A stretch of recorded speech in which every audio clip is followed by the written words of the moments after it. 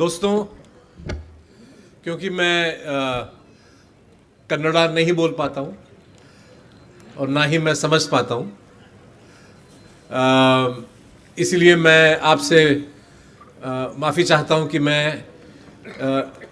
जो कुछ मैं कहना चाहता हूँ मैं आपसे हिंदुस्तानी में कहूँगा। और मुझे उम्मीद है कि गुलबर्गा कालाबुर्गी के लोग जो हैं ऐतिहासिक और सांस्कृतिक वजहों से कारणों से मेरी बात को समझ पाएंगे। वैसे मैं जो कहने वाला हूँ बहुत स्पष्ट, बहुत आसान, बहुत एक तरह से सरल चीज़ें हैं, कोई ज़्यादा कॉम्प्लिकेटेड मामला नहीं है।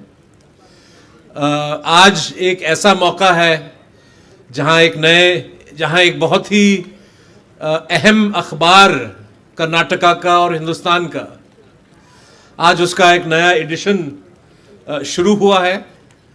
और मुझे बेहद खुशी है कि मुझे आज यहाँ पे इस मौके पे, इस अवसर पे इसके उद्घाटन के लिए बुलाया गया। मैं तहे दिल से शुक्रिया अदा करना चाहता हूँ। और इसी इस अखबार का जो मकसद है, इस अखबार का जो पर्पस है, इससे जुड़े हुए मैं आपसे कुछ बातें रखना चाहूँगा। दोस्तों, इन दिनों वोट चोरी का शब्द काफ़ी इस्तेमाल किया जा रहा है। अब मैं नहीं जानता हूं कि सही मायने में वोट चोरी हो रहा है या नहीं हो रहा है, लेकिन एक बात मैं बहुत साफ शब्दों में कह सकता हूं कि अगर वोट चोरी हो रहा है तो वोट चोरी से पहले इस देश में, हमारे इस मुल्क में खबरों की चोरी हुई है। तो खबर चोरी, समाचार को एक तरह से लोगों से दूर उसको भगा देना, उसको दबा देना, उसको दफना देना, ये बीमारी हम 2014 से देख रहे हैं, जब हिंदुस्तान के लोगों को सबसे ज्यादा जरूरत थी एक ऐसे मीडिया की जो ईमानदारी से, सच्चाई से अपना काम करे, जो देश के तमाम जो मसाइल हैं, जो समस्याएं हैं, उस पर वो रोशनी डाले, जो हमारे हुक्मरान हैं, जो हमारे नेता हैं, उन तक आम जनता की बात पहुंच पाए, उन तक आम जनता के जो सवाल हैं वो पहुंच पाए। पिछले 10 साल में, पिछले 11 साल में इतनी जरूरत रही है इस चीज की, लेकिन मैदान जंग में हिंदुस्तान का जो बड़ा मीडिया है वो गायब है। न सिर्फ गायब है, बल्कि मेरा मानना है कि जो काम हिंदुस्तान का बिग मीडिया कर रहा है वो डेमोक्रेसी को दफनाने का काम कर रहा है। इस देश में जो सांप्रदायिक सौहार्द है उसको दफनाने का काम कर रहा है।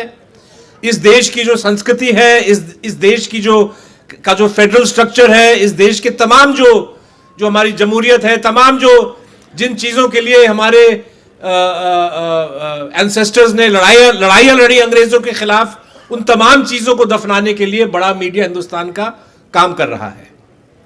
अब जाहिर है कि अगर बड़ा मीडिया, अगर बिग मीडिया मैदान जंग से निकल जाए, अगर वो जब जरूरत पड़ती है वो गायब हो जाते हैं, तो उस खला में, उस वैक्यूम में जाहिर है कि नया मीडिया पैदा होगा।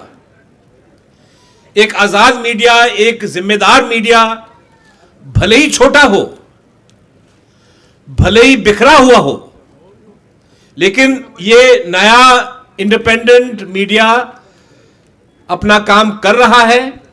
और उसका जीता जागता मिसाल ये अखबार है। वार्ता भारती जैसा एक जिसकी शुरुआत मैंगलोर में हुई, उसके बाद कर्नाटका के अलग अलग शहरों में ये फैल चुका है, और अब जो है आपके प्यारे शहर में भी नॉर्दर्न कर्नाटका के लोगों तक पहुंचाने का ये काम, अहम काम जो है वार्ता भारती करेगा। और मुझे बहुत फख्र है कि वार्ता भारती के साथ जिस इदारे को, जिस मीडिया हाउस को चलाने का मैं और अपने जो साथी चलाते हैं, thewire.in, हमारा जो है वेबसाइट 2015 में शुरू हुआ। अंग्रेजी में है, हिंदी में है, उर्दू में है, अब तेलुगु में पिछले साल हमने लॉन्च किया। मुझे बहुत फख्र होता है कि इस मैदान जंग में हम अकेले नहीं हैं, वार्ता भारती भी हमारे साथ है, और वार्ता भारती के साथ बहुत सारे ऐसे छोटे अखबार, छोटे पोर्टल्स, कुछ बड़े पोर्टल्स, कुछ बड़े अखबार हिंदुस्तान के हर कोने में, हर जुबान में, हर सूबे में आपको मिलेगा। और मुझे लगता है कि अक्सर ये इल्जाम हम लोगों पे लगाया जाता है कि भाई आप लोग अपने आप को आजाद मीडिया बोलते हो, लेकिन आपकी पहचान सिर्फ यही है कि आप सरकार के खिलाफ हो, आप नरेंद्र मोदी के खिलाफ हो, आप बीजेपी के खिलाफ। और मैं कहता हूं देखिए, हमारा काम किसी की मुखालफत करना नहीं है। मैं इस बात को नहीं मानता कि चाहे वार्ता भारती हो, चाहे हम किसी पार्टी विशेष, किसी नेता विशेष के खिलाफ हैं, किसी सरकार के खिलाफ हैं। मैं समझता हूं कि हम संविधान के पक्ष में हैं। हिंदुस्तान का जो आईन है, हिंदुस्तान का जो संविधान है, हम इसके पक्ष में हम अपनी आवाज उठाते हैं, और उस संविधान से हमको ताकत मिलती है, उस संविधान से तमाम जो हमारे अधिकार हैं वो निकल आती हैं। और संविधान के अलावा मेरा मानना है कि आज का जो हिंदुस्तान में जो इंडिपेंडेंट मीडिया चल रहा है और जो अपना काम कर रहा है, यह भी हिंदुस्तान के अंग्रेजों के खिलाफ जंग आजादी का एक हिस्सा था। और आज भी जो लोगों के अधिकारों के लिए जो लड़ाइयां लड़ी जा रही हैं, लोगों की आवाज को हुक्मरानों तक पहुंचाने का काम जो चल रहा है, उसमें यह काम हम इंडिपेंडेंट मीडिया वाले कर रहे हैं। हमको यह नहीं भूलना चाहिए कि फ्रीडम स्ट्रगल का एक बहुत ही महत्वपूर्ण हिस्सा हिंदुस्तान की मीडिया थी। पता नहीं आप में से कितने लोग मौलवी मोहम्मद बाकिर का नाम जानते हैं। ये शायद हिंदुस्तान के पहले जो है अखबार नवीस थे जिन्होंने देश के लिए अपनी जान गंवा दी। 1857 के जंग आजादी के दौरान उनका उर्दू अखबार, दिल्ली उर्दू अखबार ने अंग्रेजों के खिलाफ अच्छा काम किया। और जब अंग्रेजों ने दोबारा दिल्ली पे जब उन्होंने फतेह की, तो फिर उन्होंने मौलाना बाकिर साहब को सजाए मौत दी। और वो शायद हिंदुस्तान के पत्रकारों, मतलब हिंदुस्तानी मीडिया के पहले शहीद, पहले मार्टर थे। इसके अलावा और भी नाम है जिन्होंने अपने प्रोफेशन के लिए, अपने काम के लिए अपनी जान गंवा दी। गणेश शंकर विद्यार्थी कानपुर में शहीद हुए।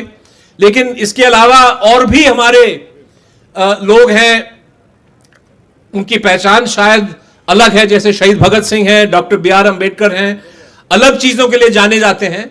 लेकिन उन्होंने भी हिंदुस्तान में मीडिया को आगे बढ़ाने का काम किया, योगदान किया। शहीद भगत सिंह जो है लगातार अखबार में लिखते गए, उन्होंने अखबारों की शुरुआत भी की। डॉक्टर अम्बेडकर जैसे हर कोई जानता है, मूक नायक, अलग अलग अखबार भी उन्होंने शुरू किए, क्योंकि उनको पता था कि जनता को सचेत करने का तरीका, लोगों को अपने अधिकारों के बारे में एक तरह से उनको मोबिलाइज करने का तरीका अखबार होता है। और मुझे लगता है कि हिंदुस्तान की आजादी के बाद, क्योंकि डेमोक्रेसी महज एक वोट डालने का काम नहीं है। डेमोक्रेसी जो है, अगर सही मायने में डेमोक्रेसी होगा तो वो 24 घंटे उसको फंक्शन करना पड़ता है। और जाहिर है कि अगर डेमोक्रेसी वो अपना काम कर पाए तो फिर उसमें मीडिया का बहुत बड़ा रोल है। अब अंग्रेजों के जमाने में जो हमारे अखबार नवीस थे, जिन्होंने बहादुरी के साथ अखबार चलाए, खबरें छापी, उनमें से कई ऐसे लोग थे जिनके खिलाफ अंग्रेजों ने राजद्रोह के मुकदमे लगाए, सेडिशन के केसेस। गांधी जी स्वयं सेडिशन के शिकार अक्सर हुए, और भी पत्रकार और भी बहुत सारे नेता थे जिन्होंने सच्ची बात रखने की कोशिश की, और अंग्रेजों ने सख्त से सख्त कानून उन पे लागू करवाए, राजद्रोह का मुकदमा उन पे लगाया। और मुझे मतलब कि आज के हिंदुस्तान में जब राजद्रोह के मुकदमे पत्रकार पे लग जाते हैं, तो कहीं ना कहीं जैसे दो महीने पहले करण थापर और जो हमारे बहुत मशहूर टेलीविजन के एंकर हैं, शायद हिंदुस्तान के सबसे अकम्पलिश्ड इंटरव्यूअर हैं, उनके खिलाफ और मेरे खिलाफ जब असम की पुलिस ने राजद्रोह का मुकदमा दर्ज हुआ तो एक तरह से मुझे हंसी आई।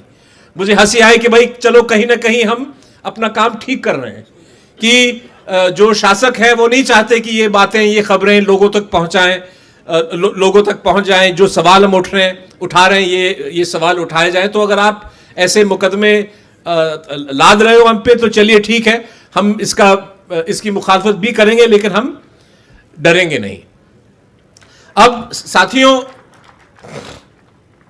सवाल उठता है कि ये अखबार तो निकल रहा है और इस अखबार के साथ साथ और भी, जैसे हमने कहा कि वेबसाइट्स हैं, छोटे अखबार और अखबार हैं, इसका ये किन उसूलों पे अपना काम करेगा, इसको भी मुझे लगता है कि हमेशा हमको अपने दिमाग में कुछ 5-6 बातें रखना बहुत जरूरी है। सबसे पहले कि डरना मना है। अगर आप अखबार चलाना चाहते हो, अगर आप वेबसाइट चलाना चाहते हो, अगर आप एक तरह से आजाद पत्रकारिता हिंदुस्तान में या दुनिया के किसी भी कोने में चलाना चाहते हो, तो डर नाम की चीज, खौफ, भय आप अपने दिमाग से हटा दीजिए। आपको डराने के लिए बहुत लोग मौजूद होंगे, आपको डराने के लिए बहुत तौर तरीके सरकारों ने अपनाया है, नेताओं ने अपनाया है, लेकिन अगर आप डर गए तो समझो कि आपका काम खत्म हो गया है। तो मुझे लगता है कि चाहे वो काले कानून हो, चाहे झूठे मुकदमे हो, केरल के हमारे पत्रकार साथी सिद्दीक कप्पन के खिलाफ दहशतगर्दी का, टेररिज्म का चार्ज लाया गया, यूएपीए के तहत 2 साल वो बंद रहे। कश्मीर में हमारे पत्रकार साथी हैं सज्जाद गुल, फहद शाह और भी लोग हैं जिनके खिलाफ यूएपीए, पीएसए, काले से काले कानून लागू किए गए। मणिपुर में पत्रकार हैं, दिल्ली में, उत्तर प्रदेश में, अलग अलग हिंदुस्तान के हर कोने में छोटे बड़े केसेस लादे जाते हैं, लेकिन आज तक जो इंडिपेंडेंट जर्नलिस्ट हैं उन्होंने अपने घुटने नहीं टेके। इसीलिए जो है मैं कहता हूं कि सबसे पहला उसूल, अगर हम अपना काम करना चाहते हैं तो आप ये खौफ जो है अपने दिमाग से दूर भगा दीजिए। डरना एकदम मना है। नंबर 2, लाचार होना मना है। ये समझना कि भाई हमने खबर छाप दी, हमने अखबार चला दिया, लेकिन इसका कोई फायदा नहीं है, कोई हमारी बात नहीं सुनता है, एकदम गलत। इसका फायदा आप उस पैमाने पे देख सकते हैं जब पुलिस की ओर से वायर जैसे इदारे पे या सिद्दीक कप्पन जैसे जर्नलिस्ट पे या न्यूज क्लिक जैसे पोर्टल पे जब सख्त से सख्त कानून, सख्त से सख्त मुकदमे लादे जाते हैं, तब आप देख सकते हैं इस सवाल का। ये कहना कि भाई कोई हमारी बात नहीं पढ़ता, इसका फायदा क्या है? भाई बात अखबारों में, वेबसाइट्स पे कुछ तो बात रही होगी कि सरकार ने जो है इतना पैनिक में जाके झूठे मुकदमे आप पे लाद दिए, और यह बात भी गलत है कि इसका पब्लिक पे असर नहीं पड़ता। बिल्कुल पड़ता है। मैं समझता हूं कि जो घटनाएं घटती है समाज में, जो सच्चाई है, जो हकीकत है, छोटी सी छोटी खबर हो, बड़ी सी बड़ी खबर हो, वो आप रिपोर्ट करें। इसका असर हो सकता है कि आज दिखाई न दे, हो सकता है कि कल दिखाई न दे, हो सकता है कि कोई जज, कोई कोर्ट भी उसकी नोटिस ना ले, लेकिन लोगों तक आपकी बात पहुंच रही है। और इत्तेफाक से ये जो एक काला दौर जिससे हम गुजर रहे हैं, ये दौर डिजिटल मीडिया का भी है, जिसमें लोगों तक बात पहुंचाना एक तरह से बहुत आसान हो गया है। 20 साल पहले अगर वायर शुरू होता, अगर वार्ता भारती जैसा अखबार शुरू होता, तो 20-30 हजार कॉपी से समाज में कोई ज्यादा फर्क नहीं होता। लेकिन इस अखबार के पीछे एक वेबसाइट भी है, और वेबसाइट की खबरें जो हैं वो सिर्फ कागज के टुकड़े तक सीमित नहीं है, वो देश भर में फैल जाती हैं। आप एक अच्छी स्टोरी करें, आप एक अच्छा रिपोर्टिंग करें, वो बात जो है लोग शेयर करते हैं, वो वायरल हो जाता है, और दूर दराज देश के हर कोने में जो है ये बात पहुंच जाती है। इसलिए लाचार होना, निराश होना कि भाई इसका फायदा क्या है, ये भी मुझे लगता है कि एक कुदरती एक असूल हमारे जर्नलिज्म का होना चाहिए। तीसरा, नफरत की कोई जगह नहीं होनी चाहिए। समाज में इतना जो है इन दिनों धर्म के आधार पे, लेकिन सिर्फ धर्म के आधार पे नहीं, कभी जाति के आधार पे, कभी भाषा, कभी जुबान के आधार पे नफरत फैलाने की कोशिश की जाती है। हम अच्छी तरह जानते हैं ये कौन लोग हैं, ये कौन नेता हैं, किस तरह से बातें उठाते हैं। कभी घुसपैठी की बात करते हैं, कभी एक पूरे सेक्शन की बात करते, ये इल्जाम लगाते हैं कि भाई बच्चे ज्यादा पैदा करते हैं।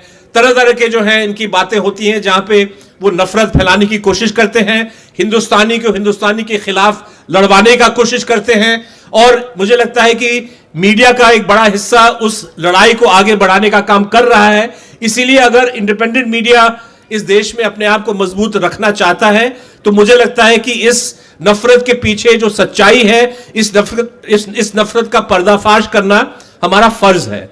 और मुझे लगता है कि यह काम एक तरह से शुरुआत से ही वार्ता भारती ने इस काम को अच्छा सा इस काम को अपनाया है मैंगलोर में, और उसके बाद भी बहुत सारे ऐसे स्टोरीज आप करते रहे हैं, हम भी अपना योगदान करते हैं और भी मीडिया करता है। लेकिन मुझे लगता है कि अगर हम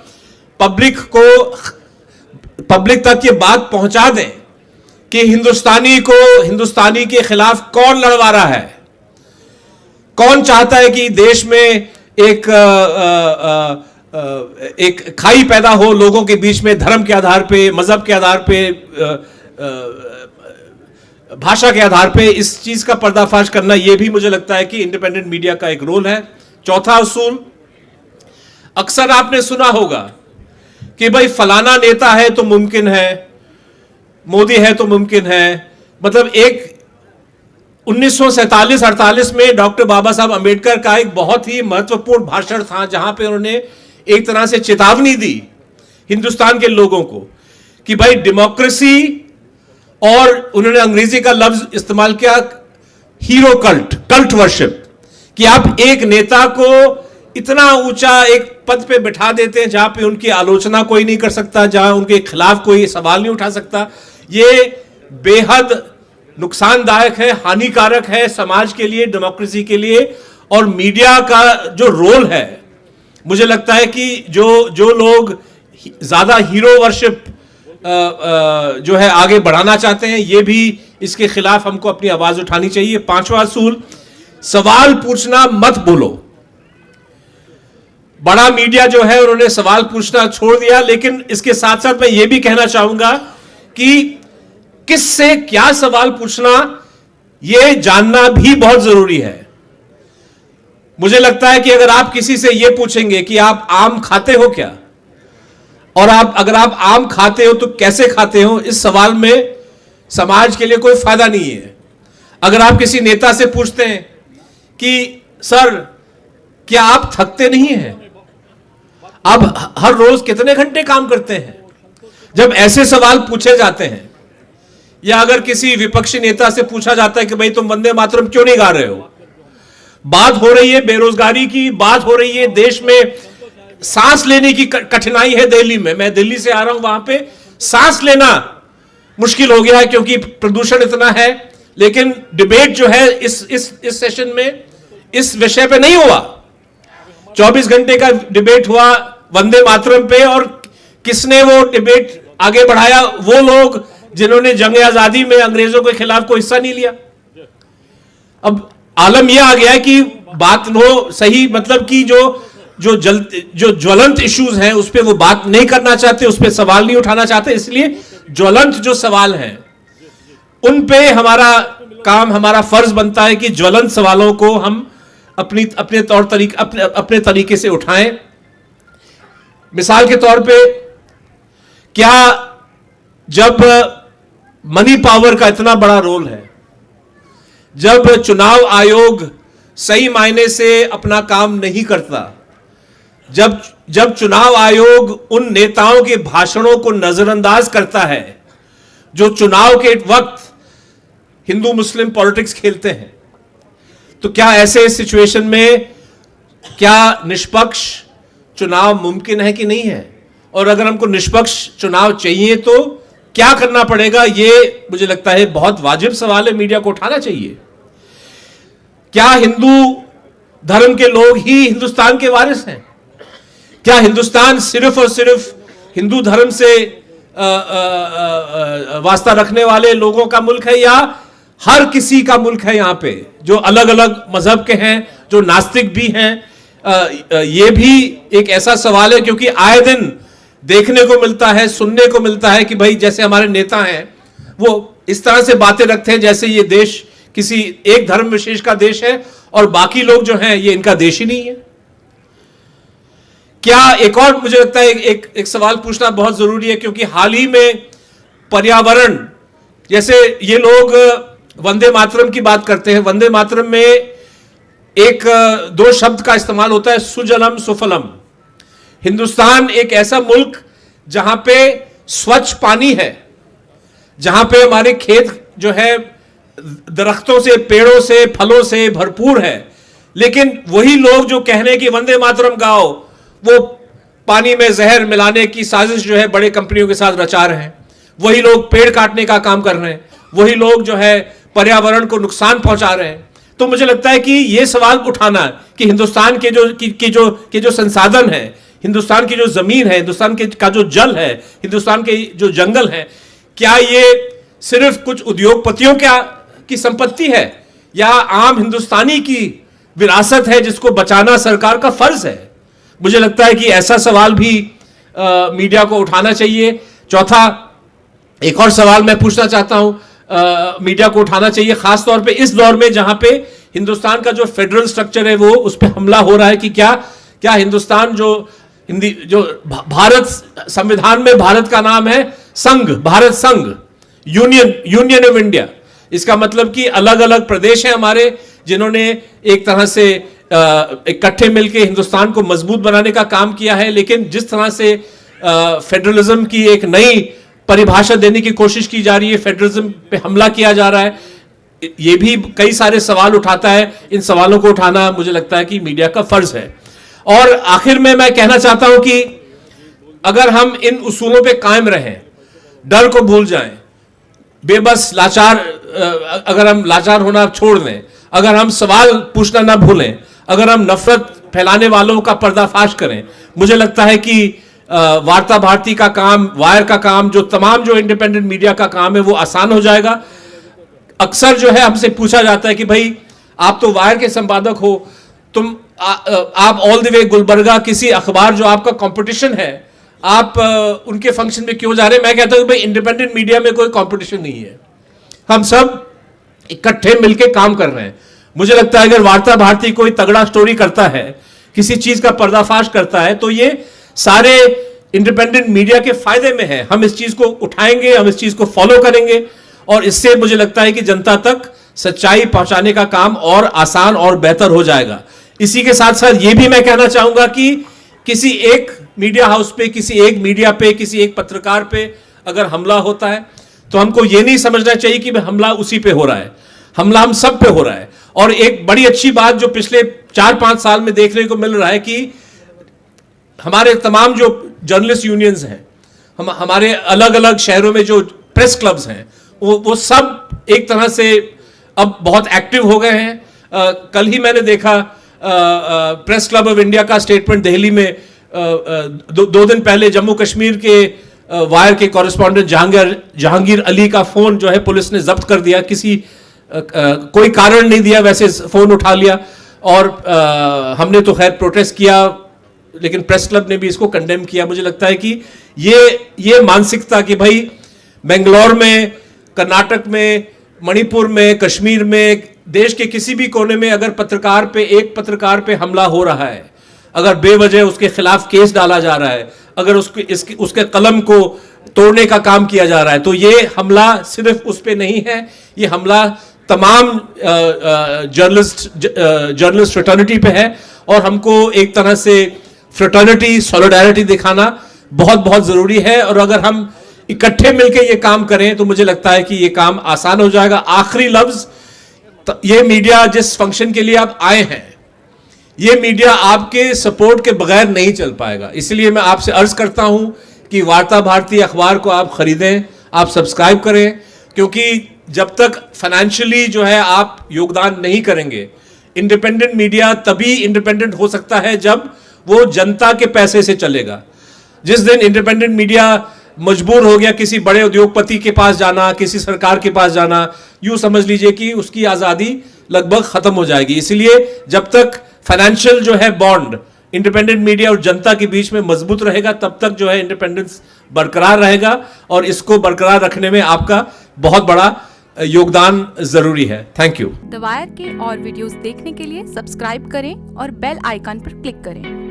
स्वतंत्र पत्रकारिता की आर्थिक मदद करने के लिए डिस्क्रिप्शन में दिए गए लिंक पर जाएं और अपनी राशि चुनें।